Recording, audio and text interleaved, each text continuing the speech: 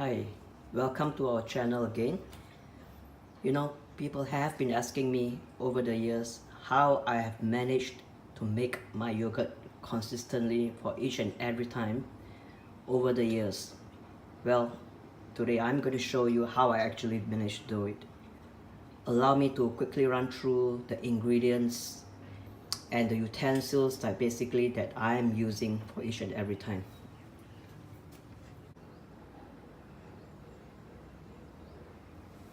Okay, the most basic ingredients that you need to make a yogurt, is a milk, and I normally use a fresh milk.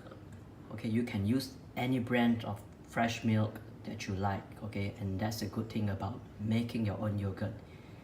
You are able to choose the brand, the taste of milk that you like.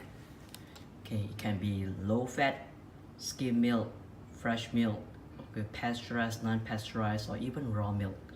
Okay, and the second ingredients, and probably the most important ingredients, is the culture itself. Okay, I'm using a Bulgarian yogurt starter culture, which means the end product is going to be a Bulgarian yogurt. Okay, in order to make a consistent yogurt, the culture is one of the most important aspects. If you have a very good starter like this, it makes you able to take charge, okay? And you can determine and dictates the quality of the yogurt that you like to make. Okay, you can make it to your taste, you can make it to the taste of your family or to your child. Okay, and that's the most important reason why we want to make our own yogurt, as opposed to just buying yogurt from the supermarket. Whatever the quality that they produce, you got to accept it. But when you make it yourself, you can make and change the quality according to your own likeness. These two ingredients, the fresh milk and the starter culture, are sufficiently enough for you to make your yogurt. However, for myself, I normally prefer my yogurt to be slightly more thicker and firmer, and for this reason, I will normally add a milk powder. Okay, I'm using here a full cream milk powder. It's about 5 tablespoons. This is of course an additional and optional ingredients. Okay, you can put it just to thicken your yogurt. If you'd like it to be a bit thinner, you may not have to put this milk powder at all. If you prefer something low in fat, you can also use a skim milk powder. And if you want to fortify your yogurt, let's say to be like a high calcium, high vitamins, you may also use a fortified milk powder, something like Enlin milk powder, if you know what is Enlin brand. Okay, moving on, I'm going to show you the utensils that I'm using for my yogurt making. This is a pinch measurement spoon. Okay, normally I will just use either one of that, either this or a teaspoon. But for the sake of just sharing with you today, I'm going to show you using both of them together. Okay, and this is a digital cooking thermometer. Okay, I would advise you to get this thermometer because in yogurt making, getting the right temperature is very important in order for you to get a consistent result. Okay, you can get this, I think, easily today from supermarket, or you can get it from the bakery ingredients shop. But please don't go to the pharmacy, or else you may end up getting a body thermometer. And finally, this will be my process of fermenting containers. Okay, it is up to you. You can just use one single container, or you can use multiple containers in your fermentation, it is all up to you. Okay, normally I prefer to split into 2 containers, so at one time I can consume one and keep another one, so that I can always maintain the freshness of my yogurt. Right, let us proceed now to our yogurt making. Before we begin, please take note, there are normally 4 major steps involved in this yogurt making, and always try to keep this in mind. Okay, the first step is preparing your milk. Okay, the second step will involve the introduction of starter culture into the milk, while the third step is about transferring your milk with the culture into your fermenting containers. And the final step, okay, is to wrap your container and put it to sleep. This is basically a fermenting process, okay? And normally for myself, I will ferment or keep it sleep for up to 10 hours. Okay, the yogurt would normally form by the 8 hours, but if you prefer your yogurt to be slightly thicker, denser, and higher in acidity, then just leave it to about 10 hours. Okay, again, this is all based on individual tastes and likings. Alright, so here we go.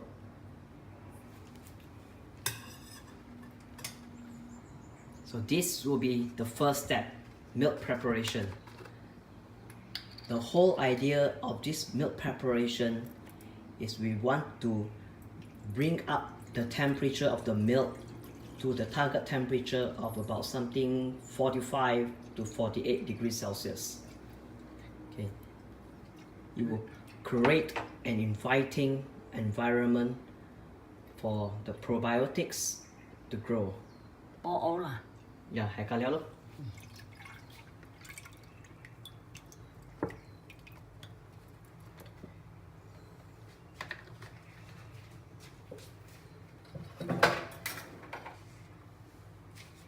Now today cái hai lông together lá là kỹ năng mình hay đấy. 3 tablespoons. You insist 3 tablespoons of milk powder. 5 tablespoons of milk powder. Not 3. 5 là. 5. Yeah. Okay.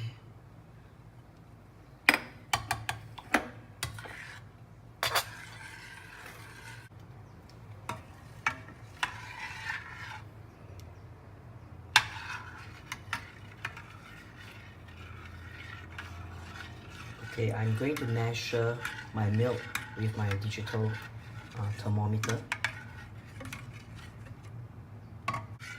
Okay, that is it. Around. Okay, so we are almost there.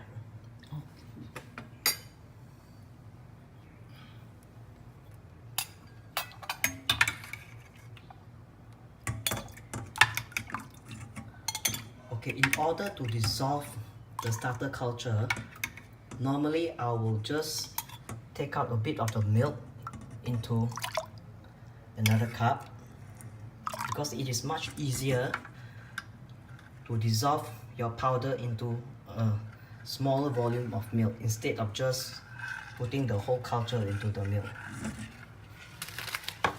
Enough. Off of actually, off kick away. Off now.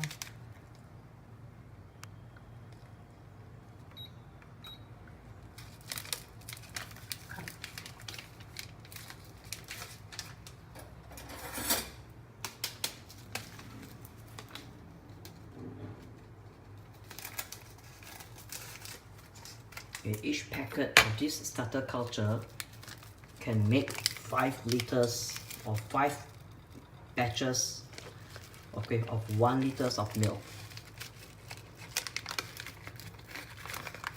So for 1 liter, we will be using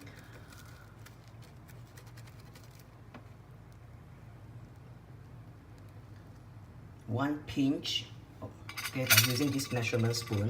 But for today, I'm going to show you the amount, okay, the approximate amount when you are using a teaspoon. So let's say if you do not have the measurement spoon and you just have a teaspoon, this is the amount of culture that you can take.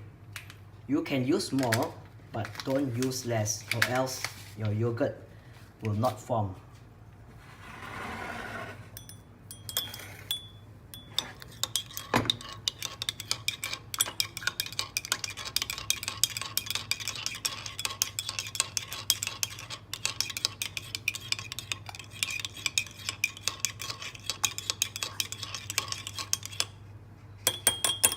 See?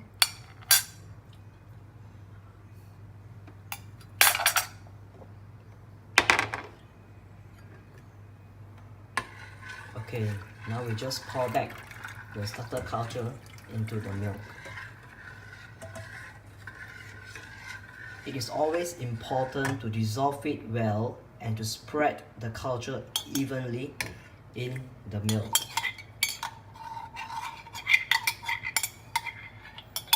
If you do not spread it enough, when you transfer it into the, let's say you have a multiple containers, some container will form well and the other container will not be able to set well. So important, please keep this in mind. Stir them very well.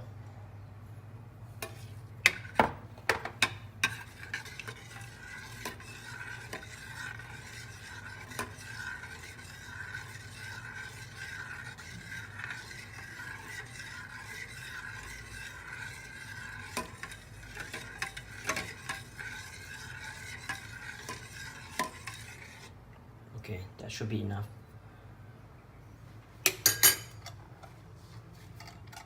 Hey, gà cháu cái đó xem.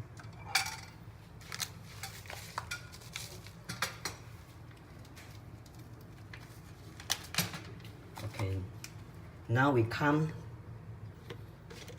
to transferring the milk into your container.